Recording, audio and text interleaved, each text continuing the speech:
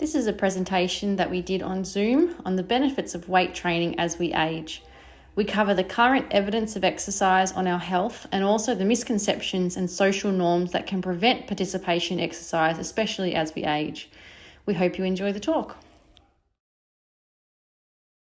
Starting off, this is just our team. So we're Performance Exercise Physiology. We're an exercise physiology clinic in Heidelberg Heights, in obviously near Melbourne in Victoria. This is our clinic. So if you want to go to the next slide, Beth. Yep. We're an exercise physiology clinic. So we help people with chronic diseases, injuries, all sorts of things, athletes, to help them with exercise. And our mission is to empower people to achieve long-lasting physical performance in both sport and also across the lifespan. So from kids to older adults and elderly as well. And we like to provide quality-based exercise prescription for a wide range of musculoskeletal injuries and chronic disease. We'll go through each slide as we go. If anyone has any questions at any stage, what would be really good is if you could put it in the chat. If you guys see the chat function, to pop a question in the chat, and we'll try and answer the questions at the end. And if we don't have time to answer everyone's questions, we can email you an answer to your question if it's in the chat there. Okay. So what is an exercise physiologist? So historically, an exercise physiologist was a researcher on the effects of exercise on the human body. So more in an academic field. An accredited exercise physiologist is actually a health professional. So we're actually trained to apply the research that's done in facilities and universities. We're trained to apply that research to people, to real people in the real world. In 2006, exercise physiologists were granted access to Medicare provider numbers, and then DVA, private health, TAC, and other transport accident insurance, work cover, WorkSafe Victoria, and also NDIS funding. And exercise physiologists work within the allied health field. So we work alongside physiotherapists, osteopaths, chiropractors, dietitians, psychologists, podiatry, all sorts of allied health professionals. Okay. So what we're talking about tonight, and we really need to talk about this, is we have a growing, aging population. And with that, there are many health concerns that can arise from physical inactivity. So this is a major health priority for Australia's population, is that we're able to help people with health concerns across the lifespan, especially when we get into those older age demographics. Okay, next slide, Beth. All right, so people who are 65 years or older. So this is 18% of the population last year. By 2050, that population group will be actually up to almost 30% in 2050. So it's a growing population. Over 50% of that demographic don't actually meet the World Health Organization physical activity guidelines. And we will go through what those guidelines are in the presentation tonight. The guidelines are just that, they're guidelines. So sometimes when we look at them on an individual level, we need to make decisions for health reasons or for access reasons that we may not all be able to meet the guidelines, but that's just what we want to see as a standard or a guideline for ourselves to see how we're stacking up. A third of people in that group who don't meet the physical activity guidelines are completely sedentary. So that means there's actually no physical activity whatsoever, or very little. 75 years or older are more likely to be completely sedentary. So that's also a bit of an issue, is that actually there's a more likelihood that they're going to be sedentary in that age group. 20 to 30% of that population over 70 are also considered quite frail. And we'll talk a little bit about what it means to be frail versus being in an older age group, and how that relates to this presentation a little bit later.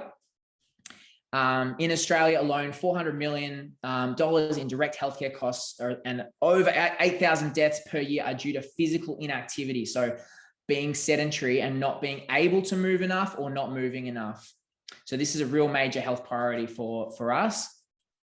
So what are the recommended physical activity guidelines? So the World Health Organization is what we use for these guidelines. So it's to maintain a minimum requirement of a moderate intensity exercise. So that's 150 to 300 minutes per week. And then more vigorous exercise obviously is less time, but still the recommendation is about 70 to 150 minutes per week, plus strength training on 2 or more days per week. So this means lifting weights and using your own body weight on at least 2 sessions a week, and to reduce sedentary time as much as possible. So if we can reduce the amount of time sitting, that's also what we're aiming to do. And so what is a sedentary lifestyle? So obviously a lifestyle with lots of sitting and lying down with very little or no exercise, and essentially someone who might not be meeting those guidelines. And just a quick note, there may be different guidelines if you have a medical condition, but there might not be. So some medical conditions, actually, those are the guidelines. So it's always good to check with your doctor or check with an exercise physiologist for your own interests, if it's more to do with your own individual needs. So the risk of a long-term sedentary lifestyle is it increases all cause of mortality. So being sedentary can increase your risk of almost any life-threatening condition. It doubles the risk of cardiovascular disease, diabetes, and obesity. So it's very important. And being sedentary also increases the risk of certain cancers, and it increases the risk of high blood pressure, osteoporosis, high cholesterol, and it even increases the risk of mental health disorders like depression and anxiety and others as well. So it's very important that we don't separate those two things. Okay, moving on. All right. So what actually happens to our bodies as we age? Sorry, I'm having trouble changing pages here. So if you are sedentary and you let the natural sort of physiological changes happen, each year and age, these are the things that happen if you do nothing. So our cardiovascular fitness declines 10% per decade, and that's after the age of 30 years. Our bone density declines, and particularly with women with post-menopause, bone density can reduce. Muscle strength also decreases, and that's approximately 12 to 15% per decade after the age of 50 years. And that's in both male and females. And then, of course, you get the increased risk of being frail and falling, and then memory loss.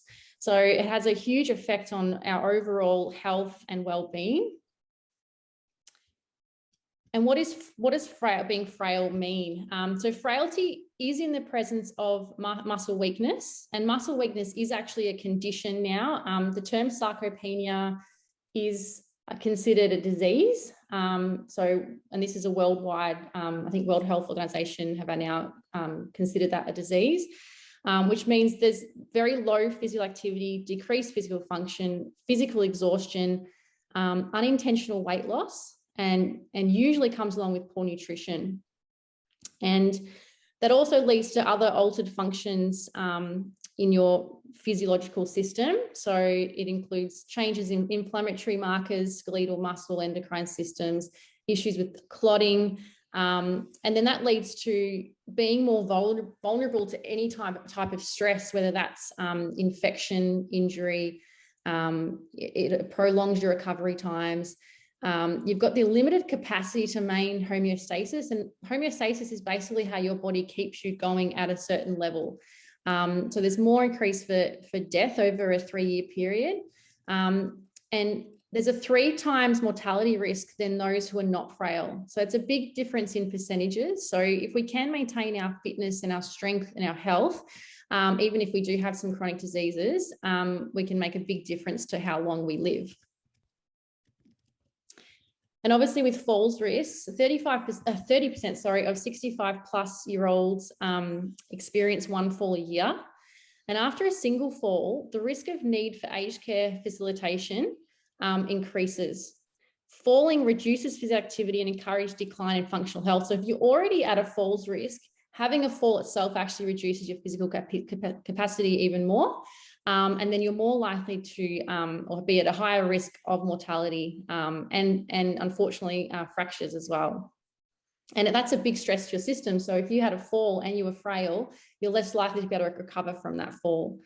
And we know that exercise prevents cognitive decline, and it can have a 3 to 6 year delay risk of developing dementia. So that's really important. Older adults that participate in high levels of activity have a 30 to 50% reduction in the risk of cognitive decline. And there is insufficient evidence for treatment of dementia through exercise, but it is being researched at the moment.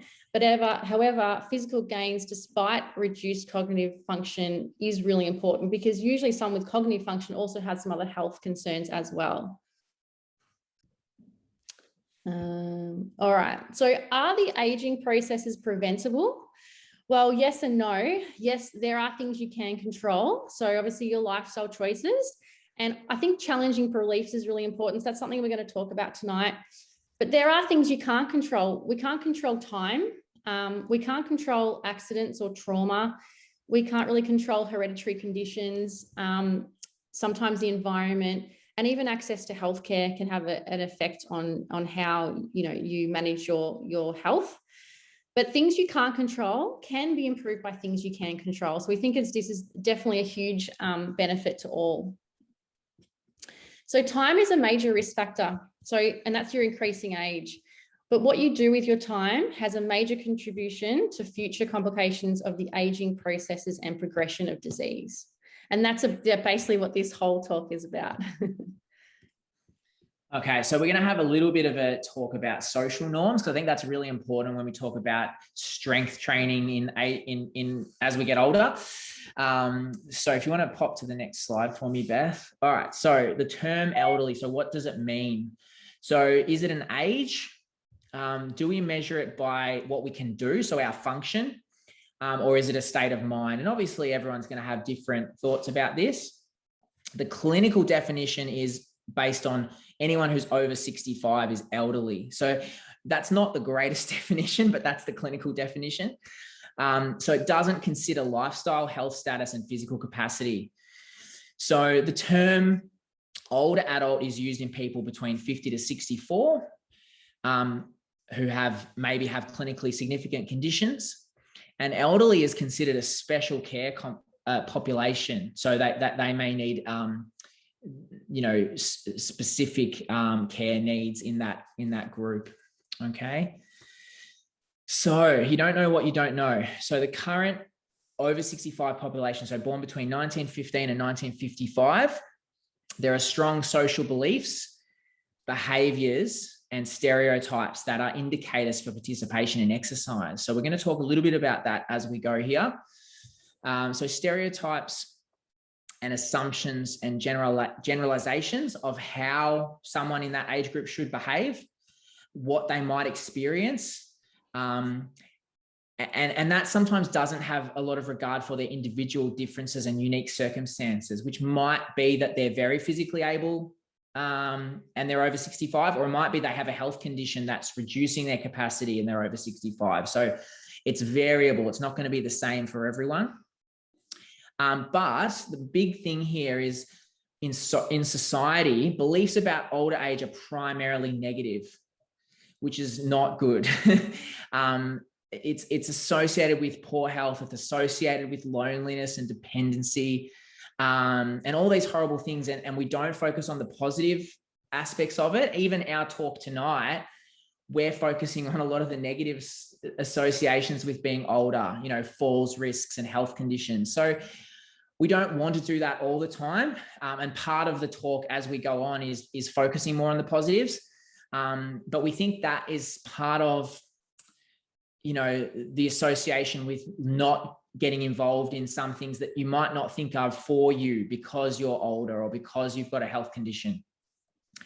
So exercise was mostly seen in this age group as work or labor or sports participation. not sort of exercise for exercise's sake or for enjoyment or for artistic benefit, for say dancing. So the exercise in this group is mostly seen as sort of work, labor, and sport participation, and rather than being other lifestyle involvement.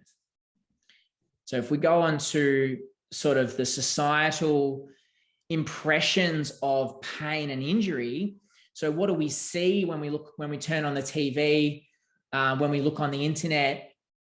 What we see is this pain relief advertising often, which is associated with an image of someone doing something physical, and then there's a big red, horrible looking color on their back, and then they take the pill and then the red thing goes away. And it's sort of not very scientifically accurate. So it usually has a storyline that's kind of relatable. It's always showing someone in pain and sort of demonstrating negativity and hopelessness around exercise. It's often someone bending over to pick something up or playing golf, and then they're being injured. And we're constantly bombarded with these images.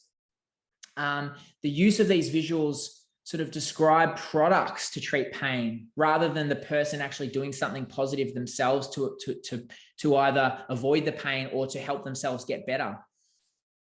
And also with the sort of presentation of older people in the media, TV, social media, it's often this idea of family helping the older person. So it kind of goes back to what we were talking about before about it being a negative. So it's sort of taking over things that an older person actually may be able to do, but we try to remove risk from their world by actually making what they can do smaller instead of actually helping them make what they can do bigger. Another example is like sort of the husband or the young son doing all the heavy lifting. So that then implies that someone who's older isn't physically able to do those things, but when they may actually be able to. So we want to try and acknowledge that these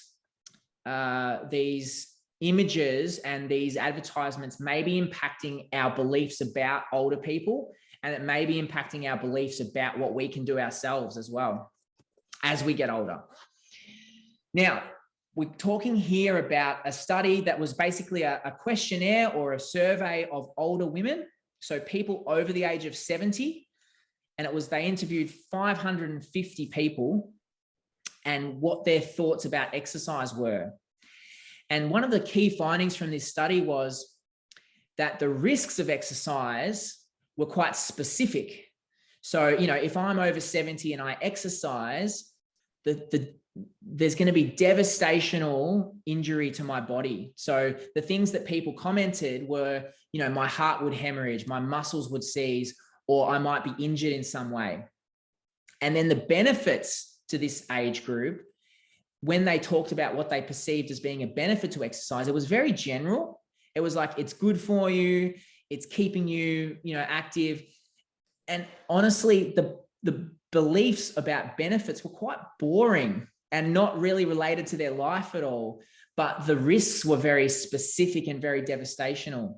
So the common belief was that the risk of exercise exceeds the benefit, which you can understand if that's what you think the benefits are. So one of the things we're going to talk about a little bit tonight is how we think the benefits can be much, much more specific and much, much more meaningful. And actually the risks aren't as high as perhaps we might think. And then a similar study looking at more what older men think about exercise, which was very interesting.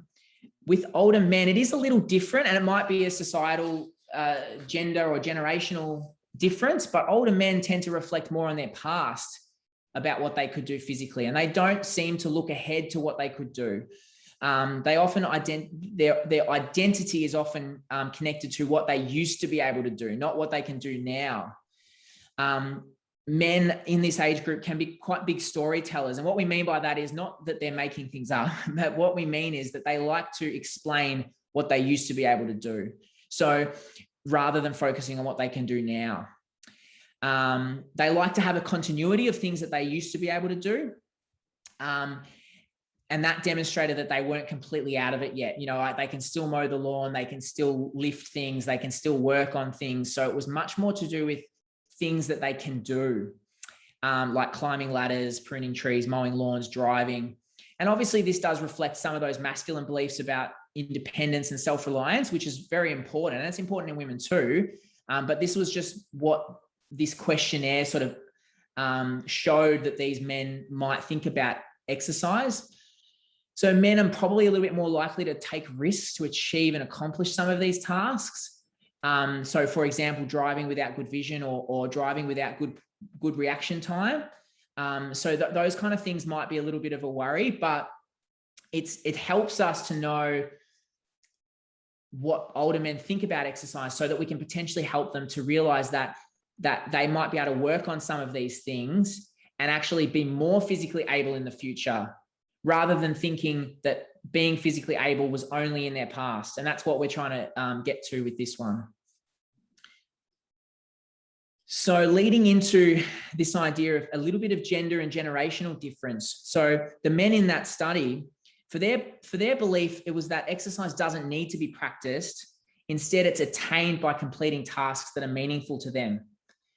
So by doing things, they get stronger. And that is true, but there may be situations where doing specific exercise might help them to maintain those abilities rather than to lose those abilities as we get older. One thing that we talked about today actually is for many of the women that we see in our clinic, one of the common motivators for them to start doing some strength training and lifting weights is actually sometimes they have a husband with a chronic illness and they want to be strong enough to help physically assist their partner as their partner gets older, which was very interesting to us. And it doesn't seem to be the case the other way. When we get men who come into our clinic, it's more to do with them remaining physically independent, a lot of the time because they already believe that they can assist their partner physically, even if it's an untested belief. So for example, what do we see as being able to physically assist someone? Well, what if your partner was to have a fall? Would you be able to physically lift them off the floor? And should you try if you haven't tested that? So the image in this slide is showing a younger woman, but she's actually lifting a man. So it's just this idea of physical ability and how we view it in different age groups and in different demographics. So it's just an important thought to have as we talk about age and strength training. So one of the big things is actually that health professionals are actually part of the problem. So people often hold on to what they've been told by a health professional, no matter how long ago they were told it, and no matter the qualifications of that health professional, specifically about exercise. So our beliefs about exercise are often influenced by doctors, nurses, surgeons that we may have seen 10, 20, 30 years ago. And that belief may not be true anymore. So that's an important point to realize, that health professionals sometimes are actually changing our beliefs or influencing our beliefs about what we should be doing as we get older, or what we should be doing for exercise. We know from research that actually health professionals often put their own biases onto patients, especially regarding age and exercise. So it might be that you're seeing a health professional and you're asking them about exercise, but they already have biases about what their own body can do that they're then putting onto you. So it might be that they stopped playing golf because they had some back pain. And then you might want to really keep playing golf, but you've been told by your doctor not to. And that might not be true. We don't know that you should stop playing golf for back pain, because actually golf and exercise is good for back pain. And so that doctor or health professional may be influencing your health negatively if they're using their own bias. Okay. And the other part of this slide is that we know that scientific research takes about 17 years to filter down to primary care providers, or in some cases, not at all. So the research shows that if I do a research project this year and I show that, just for example, that older people are much stronger and much more resilient than perhaps we get told. It's going to take 17 years potentially before your physio or your doctor understands that research, because they're not keeping up to date with the current research. Okay, so we've got to look at that research and try and keep up to date with it as health professionals, which is very important. Yeah, and we're not saying that you shouldn't go see a health professional. We're saying that you should, but also question what they tell you and just be a little bit more optimistic about their approach. Thanks, Beth. And so talking a little bit more about social norms, we really need to talk about how exercise makes older people feel. So we know from people that we work with who come and tell us, and from our family members, gyms aren't welcoming to different age groups, commercial gyms, or not all gyms. And so that can be a really big barrier to people actually accessing strength training, because they just don't seem like the kind of place you want to be. The marketing and advertising of strength training is often marketed to younger people, and it's not targeted to older population groups. So the exercise programs are then perceived as being not for me, to an older person or to someone with an injury or an illness. And that's very important, that we can somehow, we need to know how to encourage more inclusivity, and how do we change that advertising? How do we change those gym environments? How do we change those exercise programs to be more inclusive? And this quote is from a PXP client of ours who said, and this is someone who's in that over 70 demographic, but actually quite fit and active. She's a regular gym attender. And she said to me, when I go to the gym and I'm around the weights area, the younger people make me feel invisible. And that was a big, important point for me to hear from someone, to know that that's how it made her feel. And it can be the same in a shop. You might be going shopping, and it's a clothing shop. And if the younger people in the store are making you feel invisible, you're not going to feel very good, and you're not going to feel very welcome. So if we can somehow influence gym culture in the future through ourselves and our clients and our family and our friends, to be more inclusive, and so people don't feel so alienated in these places, or feel like these places aren't for them, that might be part of the problem that we're looking to address with this presentation and in our work. Okay. Next slide. Okay, so this is the Bell trial, which some people may have heard of. This is some research publications that have been put out by a physiotherapist by the name of Neil on the Gold Coast. So he's an Australian physio, and he runs supervised and home kettlebell training for older people, mostly sedentary before they started the trial. And all the participants in his research are over the age of 59. And they do these exercises with these kettlebells, which are heavy weights, for about 12 weeks. So it's a 12-week exercise program. The kettlebells used in the study range from 4 to 80 kilograms. And the sessions that the people were doing at home for this research, they were using an 8-kilogram kettlebell that they were given by the trial. With this research, they found significant improvements in grip strength, so our strength of our hands. They found changes in our heart health. They found changes in muscle strength and endurance. They found changes in our ability to do things, so the ability to get off the ground or the ability to get in and out of chairs. And they also found differences in body composition, so our body size and our muscle composition. And I just pulled out 2 quotes from the study from people who were involved in the study. So these are people from the Gold Coast. This one was from Robert. So he was aged 70 to 74 years old. So he said, when I was getting out of bed before I started the trial, I was always worried about my back going. But after doing the kettlebell exercises, I can't believe how much stronger my back is now. I get up in the morning, I get out of bed, there's no pain anymore. I feel 100% better than it was before I started the trial. So he's doing these weightlifting exercises, lifting weights, and he actually feels a lot better after 12 weeks. And another lady who said, and this kind of goes back to what the last slide was saying. So she said, when the trial, Neil said we'd be swinging this thing above our head. Everybody's like, well, I won't be doing that. And that won't be me. So a similar sort of situation where she thought, this is not for me. But then when she did it, it was like she could do it. And she just thought she'd keep doing it at home. And she thought that was really good. And she thought it was something that she was very hesitant about.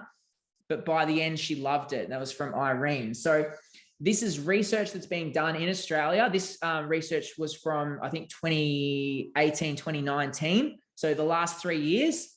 And this is real people doing these strength training protocols. And they're actually getting really good results. So due to societal beliefs about older people and about exercise, we are not currently delivering consistent evidence-based therapy in this age group. So there's been 20 years or more of powerful research in this area, just like we just talked about, done in Australia, but there's been very little adjustment at the primary care level and in the wider community, in the acceptance of exercise for all age groups, but specifically for strength training in older populations. All right.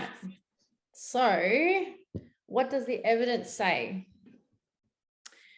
So there's absolutely amount of exercise evidence out there, and it's obviously, like Kyle said, at least 20, even 30 years old. And we know that exercise slows down physiological changes of aging that impair exercise capacity. It optimizes age-related changes in body composition, promotes psychological and cognitive well-being. It prevents and manages, but also is a treatment of chronic disease. It reduces the risk of physical disability and increases longevity and independent living. So it's very, very powerful stuff. And as Kyle said, it's very much underused. That's for sure. So just a couple of quotes from two very good articles on testing exercise as medicine. Exercise as medicine is an effective treatment for 26 chronic diseases. And actually that's been considered, there's probably more than 26 now as well. And exercise is a powerful medicine for buffering the physiological declines of increasing age and is preserved in most chronic conditions. And so if you have a chronic condition, where a lot of us older adults do, if you exercise with that chronic condition, you can preserve your health and your age from declining with age. And this is, I'm not sure, some of you might have already seen this, but it's a very popular, cross-section of a thigh. So you've got a 40-year-old triathlete, so someone that's very fit, has a lot of muscle mass. And you can see there's not a lot of fat mass in that picture of the 40-year-old triathlete. But then we've got a 70-year-old triathlete and a 74-year-old sedentary man. And that 74 sedentary man, that person has been sedentary a very long time. And so he has lost quite a lot of muscle mass, and you're seeing the effects of what age does if you maintain sedentary. Whereas the 70-year-old triathlete has probably exercised for a really long time and is continuing to exercise. And so he's able to maintain the muscle mass that looks very similar to what he would have had if he was the same athlete as a 40-year-old. And we know that we can maintain. But even the 74-year-old man, if he started exercising now, he can improve his muscle mass and reduce the fat mass and illness that can happen without muscle. And look, we put up these pictures because we wanted to show everyone what actually is something that people can work towards, but obviously it's not a realistic goal. This man is a 75-year-old long-term weight trainer. So he's been exercising a really long time. And so he has developed the ability to maintain his health, maintain muscle mass. Then, somebody who is 75-year-old, but long-term has had illness or isn't able to exercise or hasn't exercised, may start to get some adverse effects of aging, which, perhaps may need the use of a four-wheel frame or need assistance. And so we just wanted to say that obviously the person on the left is probably not your top goal, but even if you did a little bit of exercise, you probably could prevent or at least assist yourself a little bit more. All right. And the next one is a good example. Again, this is Joan. I'm following Joan on Instagram at the moment. She's my favorite Insta influencer. So she, three years ago, was suffering some very severe health defects. She had diabetes, high blood pressure, and her health was declining. She was quite obese, wasn't sleeping well. And she's very lucky. She has a daughter who's a personal trainer who had a conversation with her about her health, and Joan decided to make some very drastic changes to her health. She does weightlifting 5 days a week, and she eats a very healthy, protein-rich diet. But honestly, that takes a heap of commitment, and you don't have to do what Joan has done to get to where Joan is. I think even doing half as much as what Joan does is actually really, really good for your health. But just an example of what our bodies are capable of and how they can adapt to the stimuluses that we provide to them. So that's sort of the message that we wanted to get across. So going on to what Kyle was talking about, the term elderly, because unfortunately at the moment, our clinical system or our medical system says that you're an elderly person from the age of 65, but we actually know that your health status is often a better indicator than one's actual age. Age is not a barrier for exercise, and age is not a disease, but frailty and sedentary behavior can become a disease. But we know frailty is preventable and treatable.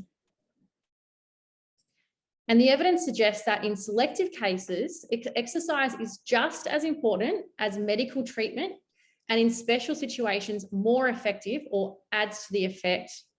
The accumulated knowledge is now so extensive that exercise has to be implemented. So the fact that exercise hasn't really been taken up as one of the most important medical treatments in the medical field means that we're missing a whole heap of really important aids to our health. We're getting a lot of medication. We can, doctors are doing a really great job with how we treat people medically, but in terms of exercise, the simple stuff you can do for yourself hasn't really been spoken about enough.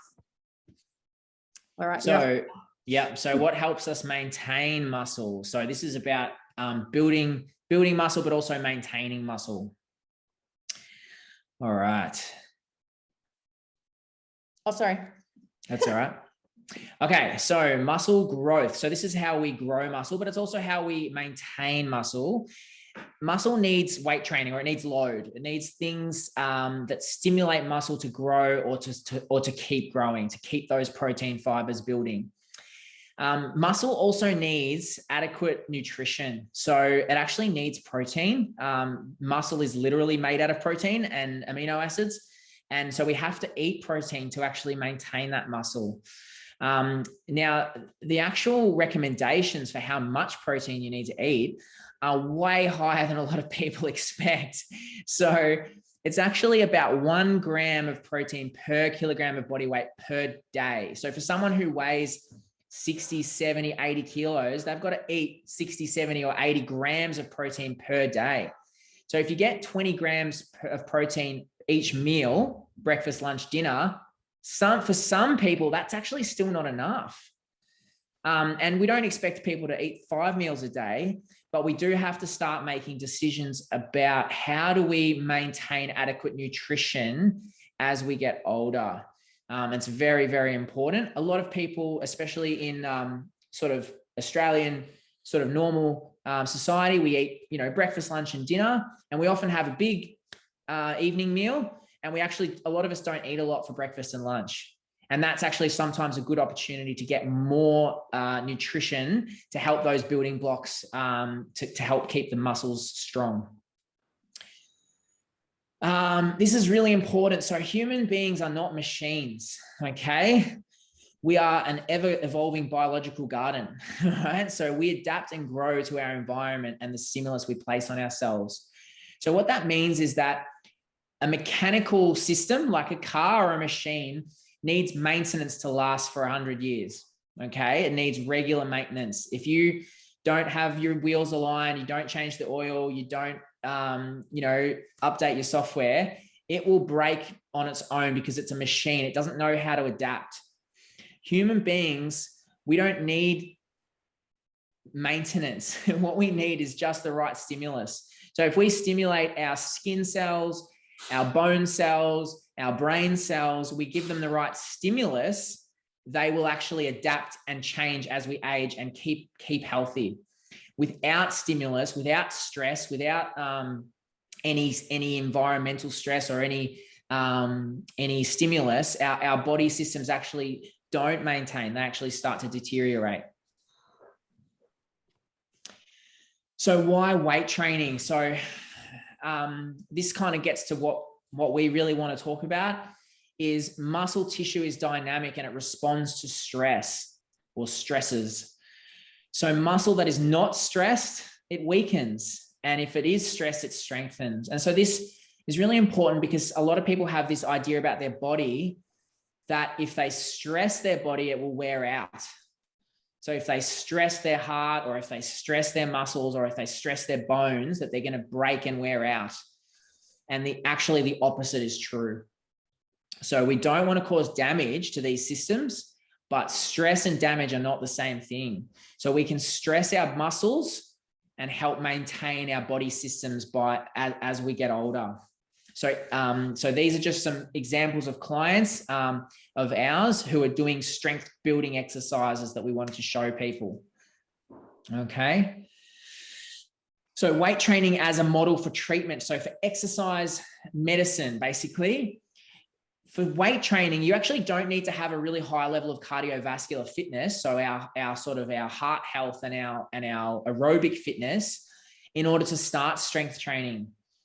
So some people have this idea you have to get fit before you start exercise. It's the other way around. We've actually got to start strength training or start some cardiovascular training straight away. In a study examining women undergoing resistance training for 25 weeks, the risk of falling was reduced by 57% from the baseline risk of falling. So that's a huge reduction in risk of falls from 25 weeks of exercise. So, I mean, that's a lot of exercise. That's about half a year of exercise, but it's a significant drop in risk of falling. People who do resistance training experience muscle growth and they become stronger regardless of their age or their underlying disease. And we've actually seen improvements in the research and in real life in people into their 90s. So it's not too late in your 50s, 60s, 70s, 80s, 90s, even 100-year-olds we've had doing exercise. You can improve muscle and strength at any decade of your life. Nursing home residents considered severely frail, so they were classified clinically as severely frail, were able to increase their strength on average by 97% after only 10 weeks of strength training. So this is people who are already very sedentary. This is people who are already severely frail, who are able to improve by up to 97% or on average 97%. So that's a huge improvement. And that's what we see from the research. So weight training is actually very low risk compared to what we might think. And this goes back to what we were talking about earlier about beliefs about weight training perhaps being negative. So reports of adverse outcomes, so adverse outcomes being severe injuries and severe medical intervention with both aerobic and resistance training are not uncommon, but are rarely life-threatening. So those adverse reactions are very, very low. Avoiding physical activity. Sorry, hang on. That's all right. There you go. So in a study that examined resistance training in elderly women, most of the adverse outcomes were minor musculoskeletal injuries. So aches and pains, a little bit of a sore wrist, a little bit of a sore back, but nothing serious, nothing life-threatening, nothing permanent, nothing causing damage. It was more to do with some minor muscle and joint pain. There were no deaths, no cardiovascular events were found in a systematic review, which looked at 62 trials of exercise. So this is not just 62 people. This is 62 different research trials on real people. There was no adverse cardiovascular events, no heart attacks, no strokes, no deaths. So people doing exercise, there's actually much lower risk than what people often think. And when they talk to us, they often think it's a lot higher. So avoiding physical activity carries a much greater risk than engaging in physical activity. However, there are special precautions that are necessary. And those special precautions are where we think health professionals can and should be helping. So hence our role as exercise physiologists is helping people to start exercise safely, helping people to do exercise at home safely, and helping people understand individually what might be good exercise for them, because obviously we're all going to be different. We're not going to be starting with the same exercises. All right. I think this is you, Beth. I'm having trouble working out these buttons. So I think that's a good lead into this. So what if I have pain or illness? And that's where, and I won't go into all the specifics, but obviously our role as health professionals is we're trained to actually assess you for, health issues or perhaps situations where you may not be ready to exercise yet, but there may be some things we need to do before you exercise. And that's perhaps speaking to your doctor, or it could be that you are ready to exercise, but it needs to be at a particular level that's safe for you. And so there's a whole lot of questions and things that we will ask, and maybe information that we need from you before we start exercise. And then we do like an assessment of your functional capacity as well. Like, what can you actually do? What do you do regularly? What did you used to do? And then we put that into context and we make a clinical sort of decision on where we want to start with you, as long as and obviously the person in front of us is the person that's in charge. We want you to be involved as well. So we don't want to push you into doing things you're not comfortable doing yet, but also give you the ability to understand what could be possible in the future. So a little bit about medications. So where there is an increased risk of developing comorbid diseases and the complexity of medication regimens invite less predictable responses to medications. So what that's saying is without strength and cardiovascular fitness at a really good base level, then your response to medication is actually a little bit less, and the effectiveness of those medications can be less. So even if you're on medications and you take tablets daily for whatever you need to take them for, if you don't exercise, it could be actually reducing the effect of those medications. But also exercise has a powerful ability to improve physiological function, which can have a doubling effect and lead to a need for review of your medications as your physical condition improves. And we see this quite often where people have been on, say, blood pressure medications for a long time, and they improve their fitness, they improve their capacity, and all of a sudden they're getting a double dose of blood pressure improvements. So for instance, you might have someone that comes in with on a beta blocker or a medication that reduces their blood pressure, but their fitness has improved. And all of a sudden, after doing exercise, they feel a bit dizzy. It's because they've had a double dose of medication, because exercise is a really, really good medication for reducing blood pressure. And so for that particular person, we would actually need to go back to their doctor and speak to the doctor about, well, actually their fitness has improved. Can we reduce their medications? So we're always speaking to doctors as well. And we know that people have musculoskeletal issues. Osteoarthritis is a big issue. It affects a lot of people, particularly knees and hips. But what we know about osteoarthritis now, and this is new information, is that the meniscus in our knees and the discs in our back, for instance, they retain more fluid, they actually get bigger and stronger, and they're able to do their job more if you load your body. So we used to think that we would wear down our meniscus and we would wear down our discs in our back, but actually when we load them, we now know that the structure of those things, the meniscus and discs, they actually retain more fluid and they become more spongy. So if you can incorporate exercise, it can make a big improvement on those situations. And people who have joint replacements, and so there are, with getting a joint replacement, you need to build up your strength prior to surgery and especially after surgery. And with those joint replacements, you can return to even high impact activities now. Those replacements are really, really strong, but we would want to make sure that you're strong enough to do those first. And some people have autoimmune diseases which cause them a lot of pain. And we know now that certain types of exercise improves their symptoms. And even with muscle strains, like if you get a little strain in a muscle, we know that it's okay to load it actually within the first 24 hours. And that improves how quickly you recover from them.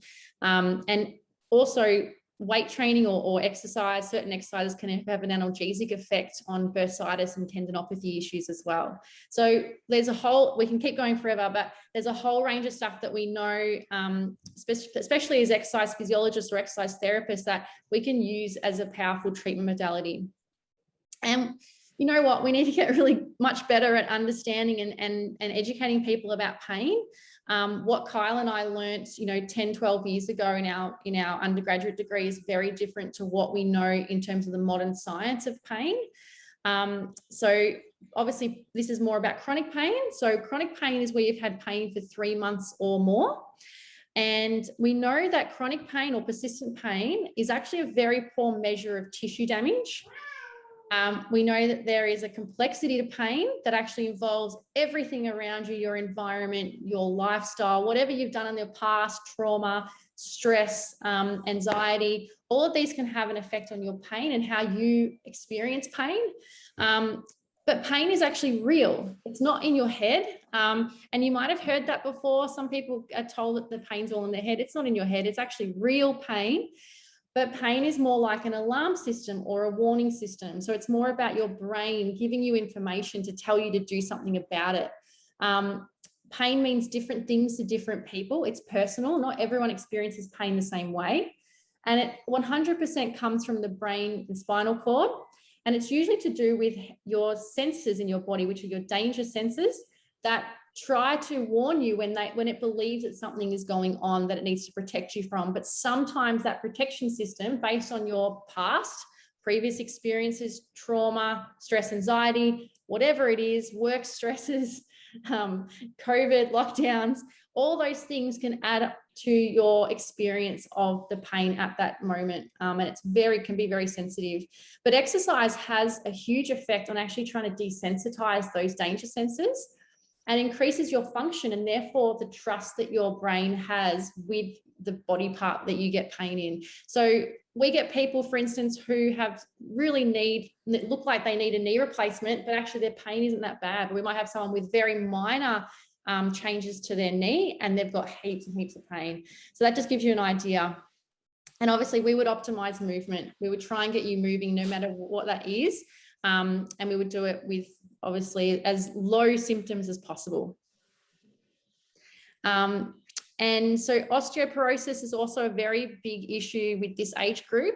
And we know that to grow bone, we have to stimulate your bone by doing things that are actually quite high impact and probably a lot more than what people realize. So high osteogenic exercise is where you're loading your body to 3 to 4 times its body weight. And I'll give you an example in a second. Moderate osteogenic is 2 to 3 times your body weight, and then low to non is actually 0 to 2 times your body weight. So some examples of those are here. So high osteogenic exercise is things like team sports, so running around, basketball, netball, tennis, impact aerobics. So things like Zumba is a good high osteogenic exercise that we know some people choose to do, and skipping or jumping is a really good way to improve your bone mass. But most people would choose, especially this age group, they'll choose leisure walking, lawn bowls, yoga, Pilates, Tai Chi for osteoporosis, but they actually don't have a major doesn't contribute very well to actually growing bone. It doesn't mean that they're not good to do. They are good to do. They're very good for you. But if your goal was to improve bone mass, we'd prefer that you do something that's moderate or highly osteogenic, which is your weight training, getting your body loading up a hill, running, jogging, tennis, jumping, whatever it is. But sometimes you need to improve your strength to be able to do that. Hence why we would choose weight training as what we would start with you. All right, so this is just an example of John. John is 87 years old and has osteoporosis. So we did some strength training with him and, hang on. I'm not sure if I can press play here. I might need to exit. Oh no, there we go. So this is John, 87 years old. His goal was to walk up his really steep driveway and play with his grandchild. And he improved even to hop off a step. It wasn't easy, but he improved quite a lot, and he improved his fear and his reaction time in catching himself, which we think is really important. All right, Kyle, you're up. Okay, so what can the human body tolerate at any age? And we were aiming to finish at about 8 o'clock and allow a couple of minutes for questions. So we'll try and get through the last of the presentation. Let's keep moving, Beth. Yep.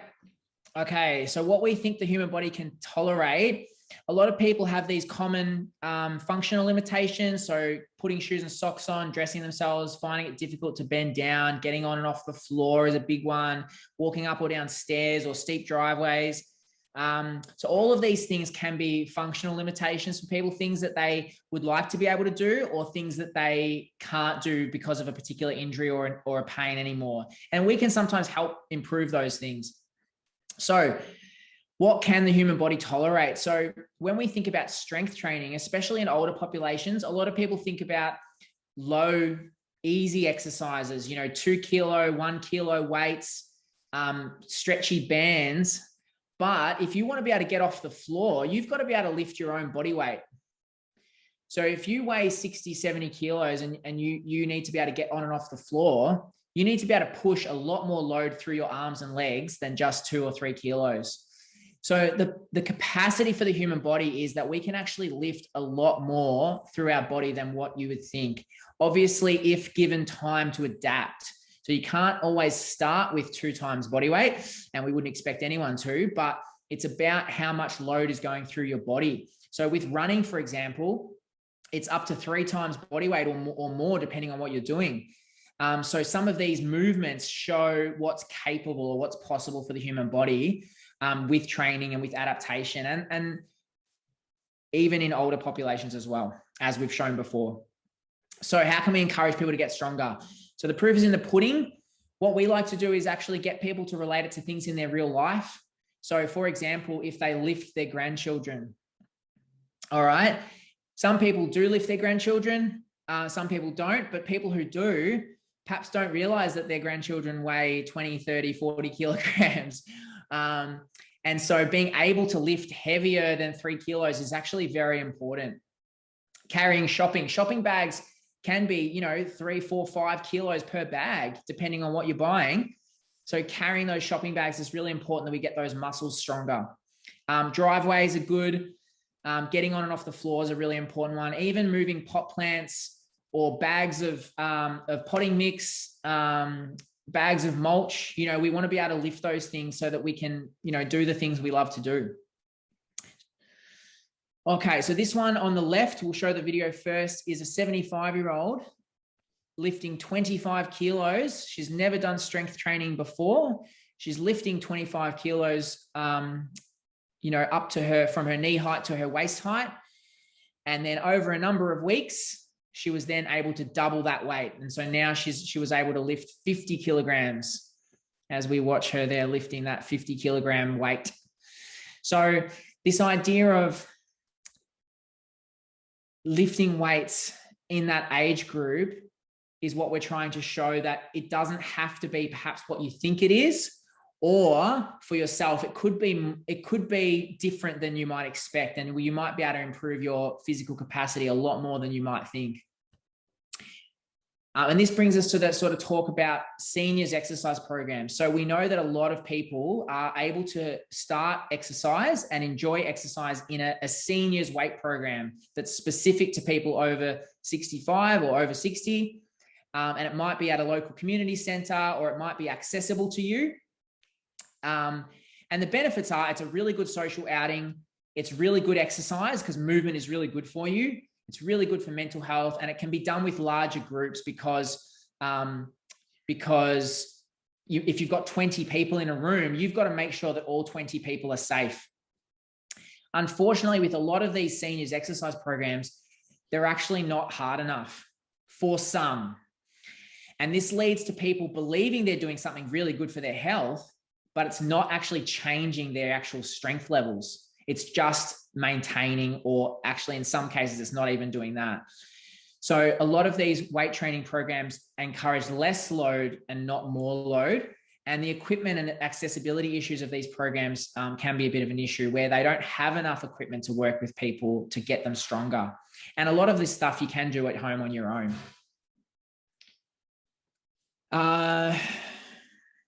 We could probably skip that one, Beth. Let's skip it. Yeah. This one's a good one. So this is an 83-year-old man that we worked with who had osteoporosis. He'd actually had a spinal fracture. So he'd actually fallen and broken his back at one time. He had a history of a stroke as well. And his goal was just to get back to lawn bowls. So if you play the video, Beth, it's hard to tell in this image, but that black sled that he's pushing weighs 60 kilograms. And this is someone who uses a 4-wheel frame to walk around for safety. So he needs that 4-wheel frame to help him to prevent falls, but he's actually physically capable of doing much more. It's just about programming the exercise in a way that's appropriate for him and strengthening his leg muscles so that he can get on and off the bowling green. So it's just a good example of what's possible, is not just lifting those 2-kilo dumbbells, but actually pushing a 60-kilogram sled along the ground, which sounds, I don't know, some people might think it's a bit scary, but it's actually quite fun and it's actually quite good for your leg muscles. This is a good, sorry. Do you actually, maybe we'll skip that one. Yeah, you can skip that one. Do you want to go to the summary part, Beth, and go through that? Yeah. All right. So key takeaways, because it is getting almost an hour now. So we appreciate everyone's patience. So key takeaways are that you can teach an old dog new tricks. So we believe, and the evidence actually confirms it, that at any age you can train yourself to do really whatever you'd like to be able to do. And we think that, you know, having a supervised exercise program by a health professional that's like an exercise physiologist who is, you know, working with you to understand what you can do for you and what is safe for you to do is important. And we know small group training is really beneficial. So that's why we have like a small group training program as well, because it adds sort of a social network for that age group too. And encouraging and educating why weight training is important and relating it to real world situations for people is also a way that we've been able to encourage this age group to keep, you know, keep believing that they can keep going. And we need to make sure that we're actually progressively overloading you or whoever we're working with respect to health concerns, because just like the seniors programs, sometimes programs become a little bit more like maintenance, but actually maintenance is almost like a bit of a plateau, but we're actually dealing with age. So we actually need to keep progressively overloading you with time. And, you know, we really feel like health professionals really need to start following the current evidence and hopefully, you know, get rid of that 17-year gap that we have with research and practice. Most health professionals should be encouraging exercise and referring you to people who are qualified to prescribe exercise for particular conditions. Exercise professionals need to be creative to administer good quality programming and understand absolute and relative contraindications. So that's more about, we need to understand, and we are, you know, we learn this at university and also in practice, that we need to know when there are situations when you can't exercise or do certain things, and we would work on that with people. But also the federal and state governments need to be involved in terms of getting access for people to see, you know, health professionals like us. There needs to be more education, which is part of our motivation to do this talk today. And this should lead to reductions in long-term medical and institutional care costs with our growing aging population. We want to see more people in their 60s and 70s and 80s being really strong and actually being part of community. Local governments need to improve the environment, parks, accessibility, inclusion and safety, and culture and society changes. So we need to respect our elders and we need to know that it's not oh God, I can't even say that word, Kyle. That's right. Infantilization. So what we mean there is just, we think that there needs to be a higher level of respect for elderly people, obviously, but that's not infantilization or institutionalization, which is, you know, we can help them by supporting them, by being there for them, whether it's family members or whether it's in aged care, but not making their world too small and making it so that they can't lift up the bag of potting mix if they really love gardening, or make sure they can get to the golf course if they want to be able to. So supporting them in their choices rather than reducing their choices, if that makes sense. Yeah. And I think that's where, like, we find in our work that we spend a lot of time working on the person in front of us, but a lot of time it's the environment around them that creates those beliefs. So we know that our time, we need to be able to step in your shoes. We need to educate, encourage, and improve social interaction and understanding around all of things exercise and what it can do for you. And these are just a quick little run through. We'll be really quick now. About bringing back those World Health Organization activity guidelines. So with moderate intensity exercise, we're supposed to be doing about 150 to 300 minutes per week. And what moderate intensity means, it's something that gets you breathless, a bit hot and sweaty, but you can maintain it for about 30 minutes. So you still should be able to talk, but you might have to take a breath during like a complete sentence. And everybody's moderate intensity is different for each person. I can't just say to you, oh, you should bike ride, you should run. Some people, walking is actually moderate intensity exercise. But if you find that you walk already and you don't really get that breathless or hot and sweaty, then you're probably not doing enough. You're probably actually in the sedentary bracket, unfortunately.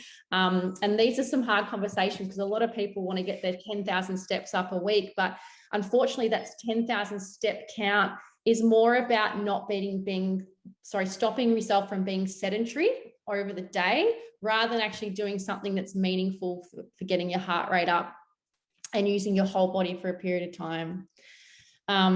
So the next one is the vigorous. So vigorous intensity is less, Kyle mentioned this before, but it's much heavier breathing. So it's normally you can't talk well. You have to talk in syllables rather than full sentences.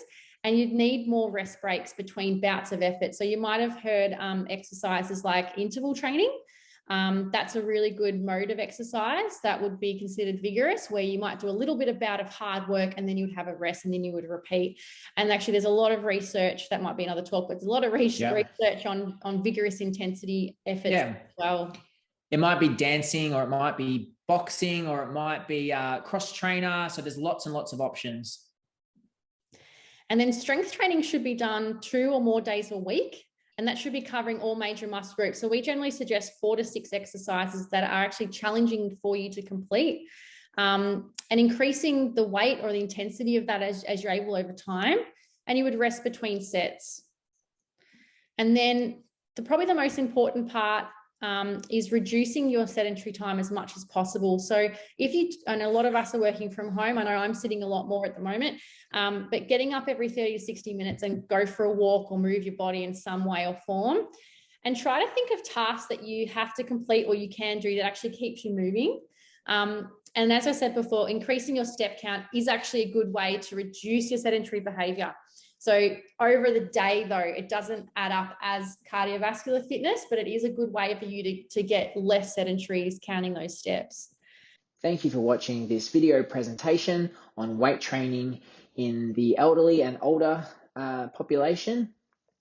If you would like more information, you can email us on admin@pxphys.com.au or check out our website www.pxphys.com.au.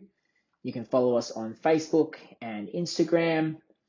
And if you want to subscribe to this YouTube channel, we hope to post more content here in the future. Thank you.